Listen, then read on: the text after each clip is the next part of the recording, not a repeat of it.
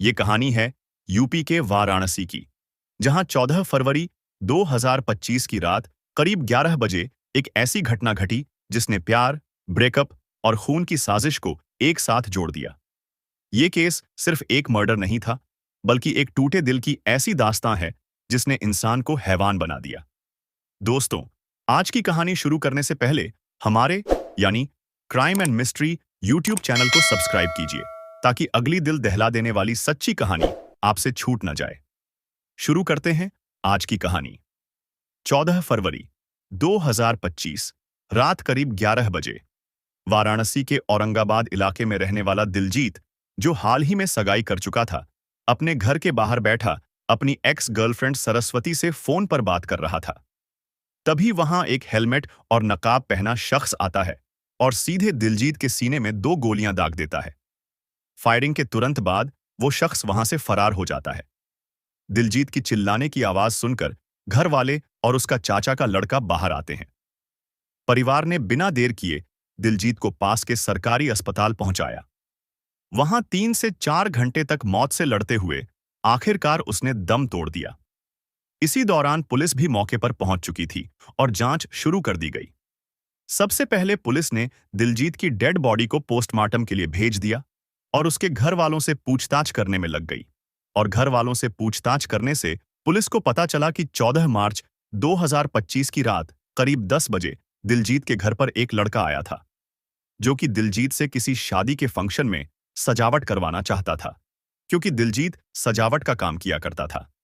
लेकिन उस समय दिलजीत की मां ने उस लड़के को यह कहकर भगा दिया कि दिलजीत अभी सो गया है, कल आ जाना। और उसके करीब आधे घंटे के बाद यानी करीब 11 बजे दिलजीत छत से नीचे फोन पर बात करते हुए आता है और घर से बाहर बैठकर अपनी होने वाली पत्नी से बात करने लगता है कि तभी वहां पर वही हेलमेट पहना हुआ लड़का आता है और वह दिलजीत के सीने में गोली मार देता है।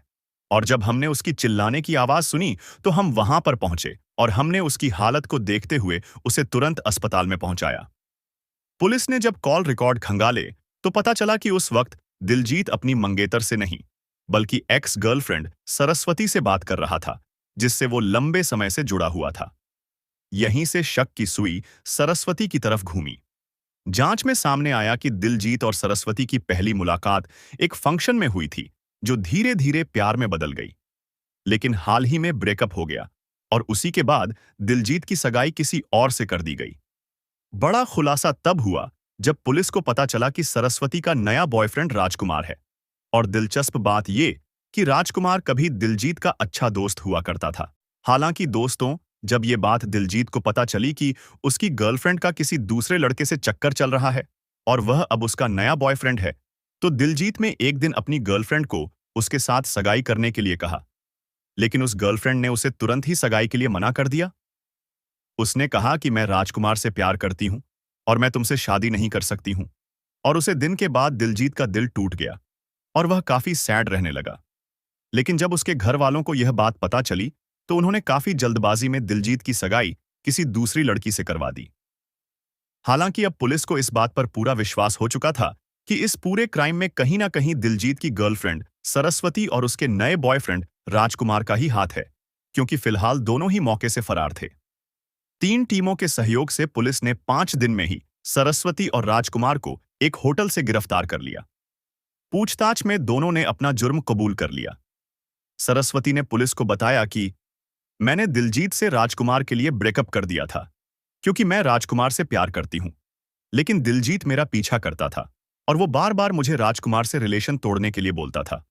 और वह बहुत बार मेरे रास्ते में भी आता था और मुझे धमकी भी देता था कि मैं राजकुमार से रिलेशन तोड़ दूं, वरना उसका इल्जाम काफी बुरा होगा। हालांकि उसकी इसी बात से परेशान होकर मैंने उसका गेम ओवर करने का प्लान बनाया और मैंने और मेरे नए बॉयफ्रेंड राजकुमार ने मिलकर करीब 1 महीने तक उस प्लान पर काम किया और एक सही समय का वेट किया। और फाइनली हमें 14 फरवरी 2025 की रात को सही समय मिल गया और मैंने 14 फरवरी 2025 को दिलजीत को कॉल किया और उसे अपने घर से बाहर बुला लिया और हम दोनों घर से बाहर बैठकर बात करने लगे और मैंने उसे अपनी बातों में उलझाए रखा और मेरे प्रेमी राजकुमार ने मौके का फायदा उठाकर उसको तुरंत ही गोलियां मार दी और उसके बाद हम दोनों वहां से फरार हो गए। फिलहाल यह केस कोर्ट में विचाराधीन है और न्यायिक कार्यवाही जारी है। पुलिस की चार्जशीट और दोनों के कबूलनामे के आधार पर केस मजबूत माना जा रहा है। दोस्तों, हमारा उद्देश्य यह है कि लोग इन घटनाओं से सीखें और गलत रास्तों पर चलने से बचें। यह कहानी एक महत्वपूर्ण चेतावनी है, जो हमें बताती है कि जीवन में सही फैसले लेना कितना जरूरी है। हमें मिलकर एक बेहतर समाज बनाने की कोशिश करनी चाहिए, जहां प्यार, ईमानदारी और विश्वास की अहमियत हो। इन सच्ची घटनाओं से मिलने वाले संदेश हमें सोचने पर मजबूर करते हैं कि हम अपने जीवन में किस दिशा में बढ़ रहे हैं। इसी उद्देश्य के साथ मैं फिर लौट कर आऊंगा, नई कहानियों और नई सीख के साथ। तब तक के लिए सुरक्षित रहें, सतर्क रहें और याद रखें कि हर कदम सोच समझकर उठाएं।